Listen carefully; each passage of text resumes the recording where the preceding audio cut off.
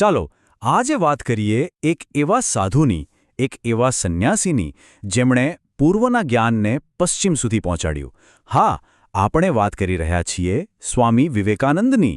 એમણે દુનિયાને અને ખાસ કરીને આપણને પોતાની જાતને જોવાની એક સાવ નવી જ દૃષ્ટિ આપી.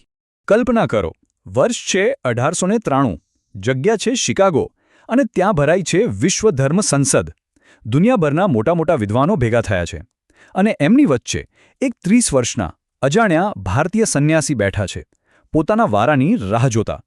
એમને ત્યાં કોઈ ઓળખતું પણ નથી, પણ થોડી જ વારમાં ઇતિહાસ બદલવાનો હતો. અને પછી એમનો વારો આવ્યો. એમને બોલવાનું શરૂ કર્યું, પણ કોઈ ધર્મગ્રંથની વાત નહીં, કોઈ પૂજાપાઠની વાત નહીં. એમણે સીધું જ સમગ્ર માનવજાતને સંબોધન કર્યું.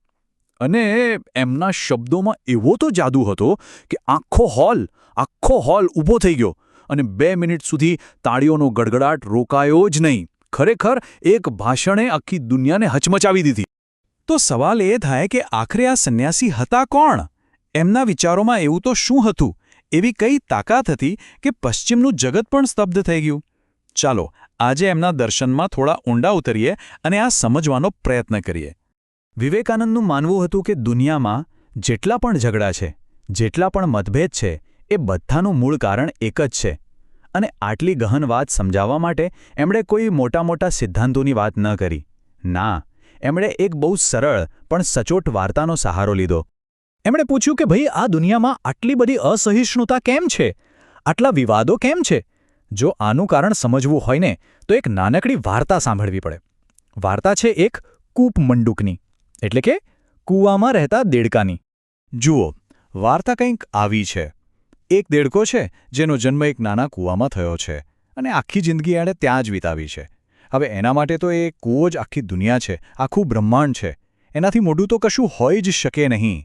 પણ પછી એક દિવસ શું થાય છે? સમુદ્રમાં રહેતો એક બીજો દેડકો ભૂલથી એ કૂવામાં આવી પડે છે અને એ પેલા વિશાળ અનંત સમુદ્રની વાતો કરે છે. પણ કૂવાનો દેડકો એ તો એની વાતને હસી કાઢે છે. એ માની જ નથી શકતો કે એના કૂવા કરતાં પણ કંઈક મોટું હોઈ શકે છે. વિવેકાનંદે શિકાગોના એ મંચ પરથી આ જ કહ્યું હતું, મને લાગે છે કે મારે એક વાર્તા કહેવી જોઈએ જે આપણા મતભેદોનું સાચું કારણ બતાવશે. અને સાચું કહું તો આ ખાલી વાર્તા નહોતી, આ તો આપણા બધાના સ્વભાવનું એકદમ સચોટ નિદાન હતું. તો પછી આ વાર્તાનો અસલી મતલબ શું? જુઓ, એ કૂવો એટલે આપણો ધર્મ, આપણો દેશ, આપણો સમાજ, આપણી નાની નાની માન્યતાઓ. અને આપણે બધા એ દેડકા છીએ જે એ કૂવામાં ફસાયેલા છીએ અને માનીએ છીએ કે આપણે જે જાણીએ છીએ એ જ સાચું છે, એ જ અંતિમ સત્ય છે. અને બસ અહીંથી જ બધી કટ્ટરતા શરૂ થાય છે. સારું, તો સવાલ એ છે કે આ કૂવામાંથી બહાર કેવી રીતે નીકળવું? જો સમસ્યા આપણી આ સંકુચિત દ્રષ્ટિ જ છે, તો એનો ઉકેલ શું? વિવેકાનંદે આનો પણ જવાબ આપ્યો, અને એમણે જે ઉપાય બતાવ્યો ને એ એકદમ વ્યવહારુ હતો. નિસ્વાર્થ કર્મનો માર્ગ. આ માર્ગને એમણે નામ આપ્યું કર્મયોગ. એનો સીધો સાદો અર્થ છે કામ દ્વારા જોડાણ. આ ફિલોસોફી શું કહે છે?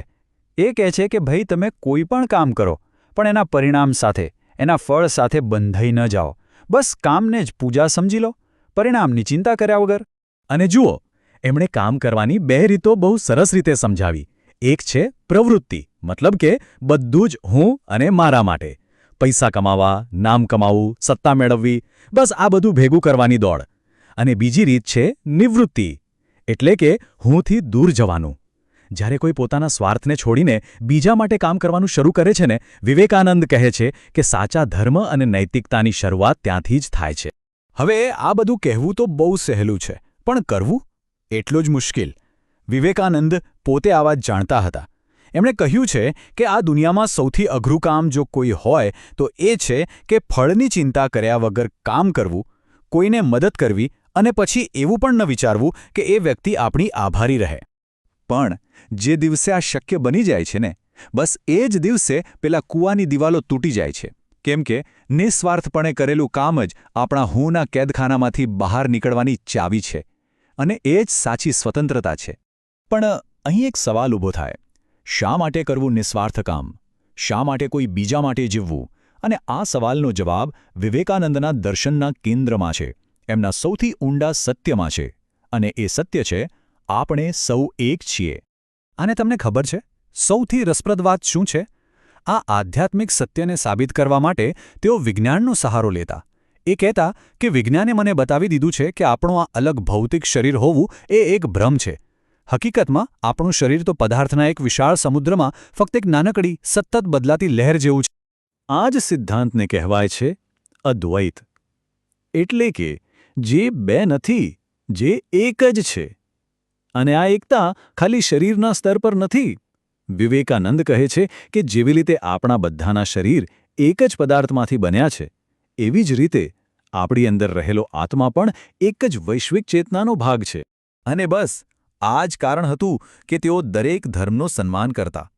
એ કહેતા કે તમે એ એક પરમ શક્તિને ગમે તે નામથી બોલાવો. હિન્દુઓ એને બ્રહ્મ કહે, પારસીઓ અહુરા મઝદા કહે, બૌદ્ધ લોકો બુદ્ધ કહે, યહૂદીઓ જેહોવા કહે કે ખ્રિસ્તીઓ સ્વર્ગમાંના પિતા કહે. આ બધા નામ એક જ સત્યના છે. એટલે જીવનનો અંતિમ ધ્યેય શું? આ સત્યને ખાલી પુસ્તકોમાં વાંચવાનો નથી, પણ એને અનુભવવાનો છે.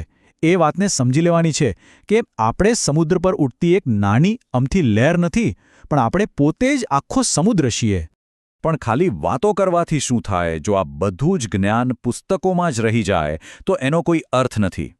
વિવેકાનંદ માત્ર જ્ઞાની નહોતા, એ એક કર્મયોગી હતા. એ માનતા હતા કે આ ફિલોસોફીને જમીન પર, લોકોના જીવનમાં ઉતારવી જ પડે. અને એમણે બરાબર એ જ કરી બતાવ્યું. એ દિવસ હતો 1 મે 1897.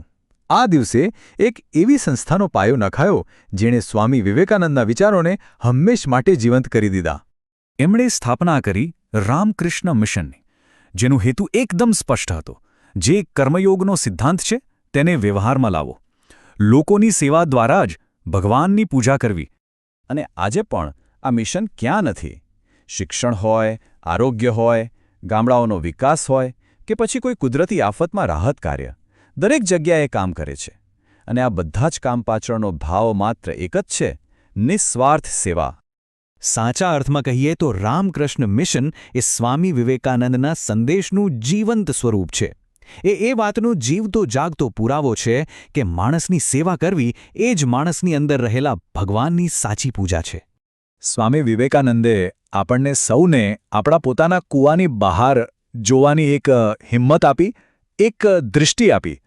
તો અંતમાં બસ એક સવાલ છે જે આપણે સૌએ પોતાની જાતને પૂછવાનો છે કે આપણા પોતાના બનાવેલા કૂવાની બહારની દુનિયા એ ખરેખર કેવી દેખાય છે?